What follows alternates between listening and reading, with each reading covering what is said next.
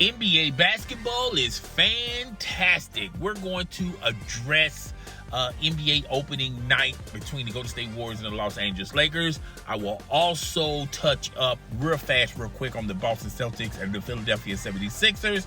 And then we're going to end this fantastic presentation of ours discussing the TNT boys and what they thought between the scuffle between Draymond Green and Jordan Poole. But first and foremost, let's talk about NBA opening night, the Golden State Warriors and the Los Angeles Lakers.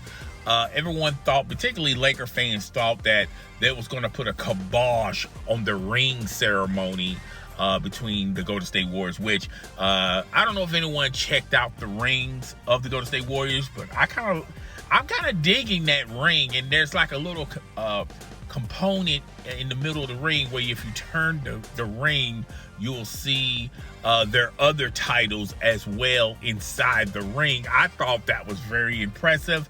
I'm going to try to upload that video in this presentation. But nevertheless, let's address last night's game. The Golden State Warriors really didn't. They wasn't really the Golden State Warriors of last season and years before, of them just draining threes after threes after threes. The Splash Brothers in a consolidated effort of the Jordan Poole party. You know, Jordan Poole wasn't Jordan Poole last night. Steph had some major touches. I think he scored over 30 points. Klay Thompson, I think he only was only involved in the ball game for like 24 minutes. You know, everyone was below average or average at best. No one wasn't really spectacular that last night's game.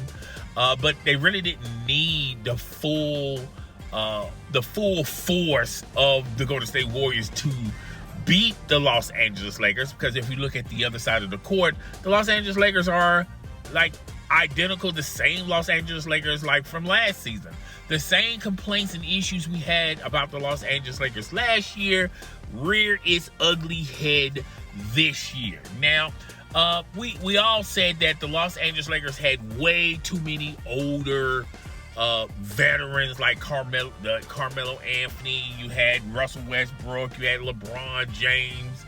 You know, you had all of these old veterans. It was an older roster, and they couldn't shoot, and they couldn't defend, and they wasn't really athletic. They didn't really have a lot of youth there, and what little youth that they did had, they really couldn't depend on it. All right. Last night's game, they were younger, but they still couldn't shoot, and they still cannot defend, okay? The same problems reared its ugly head. Everyone blamed it on the coach. They blame it on the alcohol. You know, everyone's blaming on Russell Westbrook. And they say with a new coach, Darvin Ham, with a new direction, we're also going to get younger in key spots. And we're just going to be a younger team that's going to be built around that big three, such as Anthony Davis, Russell Westbrook, and one LeBron James. They also in the summer, Darvin Ham was talking about maybe exploring other options, such as maybe Russell Westbrook coming off the bench. Russell Westbrook was not happy with that, and he soaked, and he claimed that he was injured in a preseason game. And Darvin Ham put the kibosh on that situation. But I feel like that's going to rear its ugly head later on this season when the Lakers continue to go in a spiraling down pace of losing more games than they win. And they're going to try to experiment. That's probably going to be one of the experiments that they're going to utilize, though. But nevertheless, the Los Angeles Lakers look like the Los Angeles Lakers of last year. They still can't defend. They still can't shoot, okay?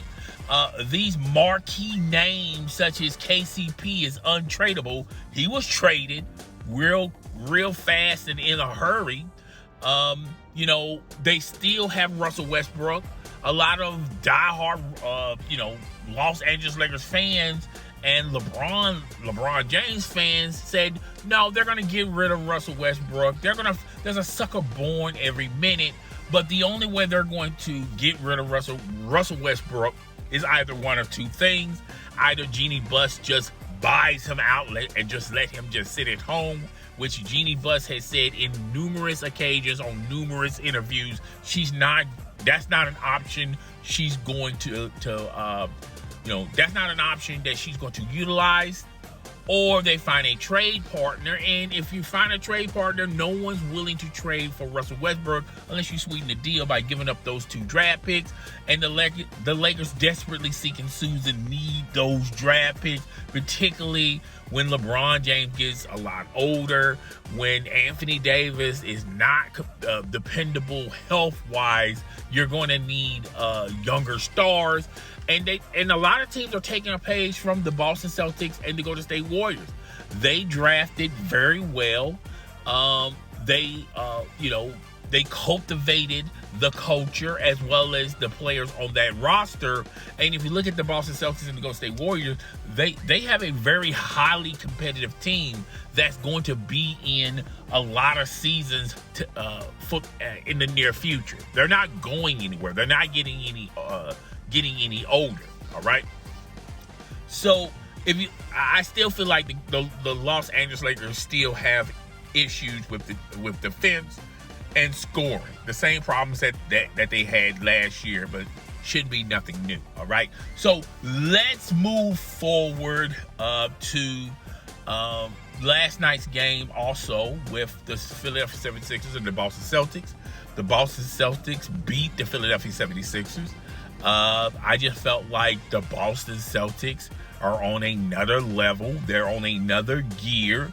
I feel like the Philadelphia 76ers have missed their boat. They missed their opportunities to represent the East in the NBA Finals. Joel Embiid is only getting better. But James Harden, he's a lot more healthier. He's he trimmed the fat some in his offseason. Now, if he's more dedicated to winning a title than being dedicated to being flew to different strip clubs around the world, if they can eliminate that from his resume, you never know. Maybe the Philadelphia 76ers would be representing in the East, but it just seemed like, even though they did some hellified moves in the offseason, a lot of free agent acquisitions as well as trades, still, they're not as good as Boston. I think Boston's going to be a juggernaut in the East. And then it's a toss-up between the Philadelphia 76ers, the Milwaukee Bucks, and the Brooklyn Nets. It's just that easy, and it's just that simple. Now, on the outside looking in, you still got the Chicago Bulls. You guys know how I feel about the Miami Heat. I feel like Miami Heat missed their opportunity. They missed their chance of winning in the NBA Finals. It has come and gone. I think they're going to be a step backwards. And then after that, it's just anybody else that's going to come from the back end all the way to middle of the pack. We just have to wait and see how it develops this season. Now, real fast, real quick, I'm going to also talk about the TNT boys discussing the altercation between Draymond Green and Jordan Poole. There was no surprise in my corner. I called this on previous live streams. I felt like Charles was going to be the one that's going to be super critical on Draymond Green, even though he was sort of covering up, Draymond Green's issues. And this isn't the first time Draymond Green had issues with teammates or current athletes or broadcasters or fans or things of that nature. It's just Draymond Green is a likable guy in the NBA world. A lot of people like Draymond Green because Draymond Green says his piece. That's former and current players and fans. But let this be someone that is, let this be like a Russell Westbrook. People will have issues with Russell Westbrook behaving and acting this way, or LeBron James, where you got these LeBron James haters. That just be more in the fireplace. That's just more logs on the fireplace for them to talk about one LeBron James. But Draymond Green's a likable guy to a lot of people, all right?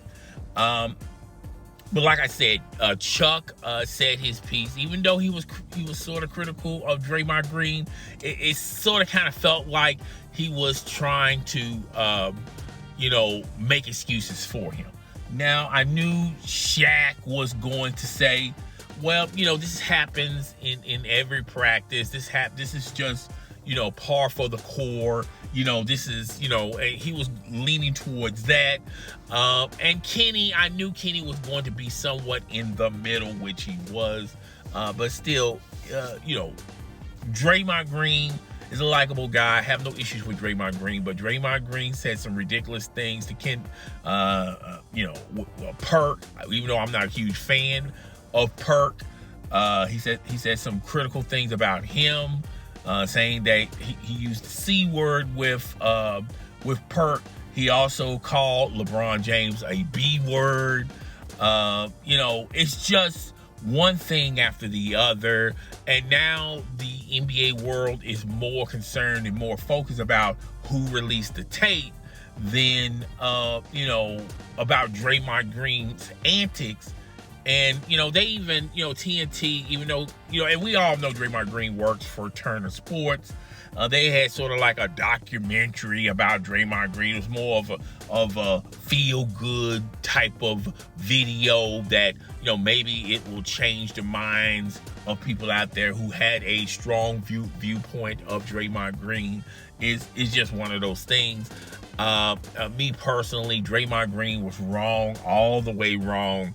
And just because, even let's just say hypothetically, this does happens a lot. That don't necessarily mean you should co-sign it and you should allow it to be done at the workplace. It's just a huge no. But it is what it is. That's all I got for today.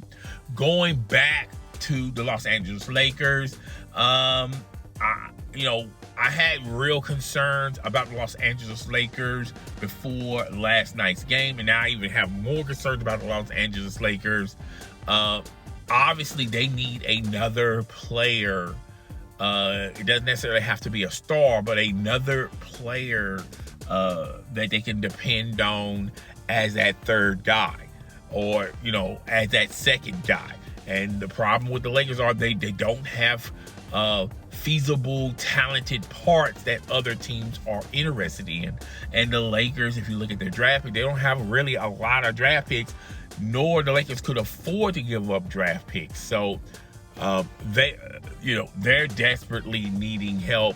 I just don't see the Los Angeles Lakers defending a chip this year. We talked about this on my rankings on teams. I told you guys the two teams I thought was going to represent for the West and the East. And the Lakers are going, I feel like the biggest chance for the Lakers of maybe squeezing into the play-in tournament. And that's as far as it go, and they get bounced out real fast, real quick in the play-in tournament.